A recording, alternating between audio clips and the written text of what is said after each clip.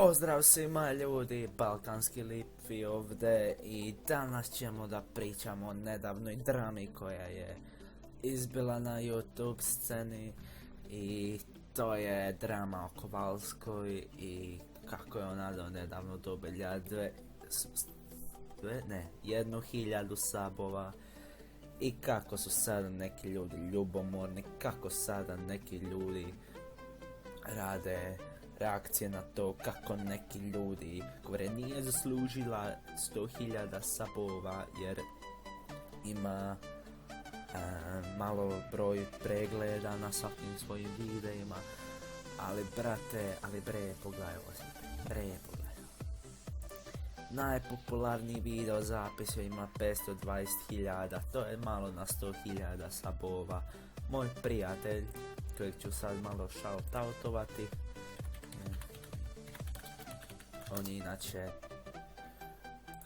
GTA youtuber, ima 70.000 sabova, a najpopularniji video mu ima jebenih 13 miliona, tako da Kovalska, ti si nula kada gledaš ovo za njega. Kužim zašto su ljudi ljubomorni, ali sad ću vam ja reći zašto ona ima mali broj pregleda.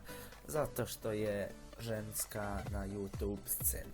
Znači, ljudima je bitno samo da se subscribe-uvaju na njen kanal i nije im uopće bitno kakav content ona radi.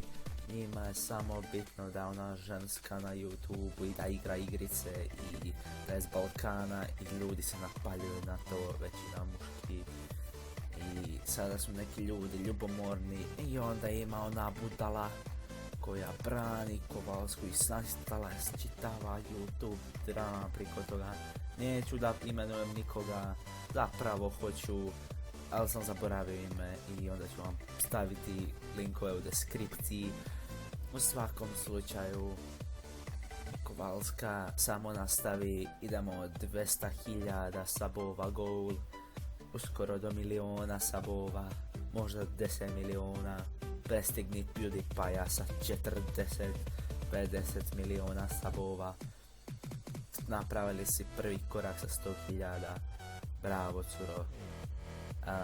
Imam samo ideju za tvoj kanal, malo kupi one majice koje malo više otvaraju, jer ovako imaš samo malo pregleda, imat ćeš više pregleda ako kupiš, znaš, onako neki push-up grudnja ili neki, ne znam, onako majicu da je otvorena i tako, pa imat ćeš po 200 miliona pregleda i 50.000 sabova, 50 miliona sabova, izvinjavam se.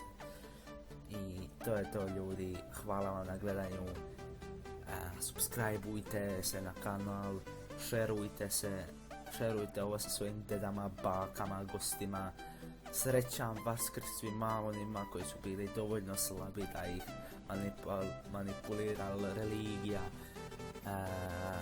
Svi vi pravoslavci, kršćani, uživajte u Uskrsu. Ja ću uživati u tome što nema još 2 dana škole jer sam tek prvi razred, lažem, 8. sam razred osnovne škole.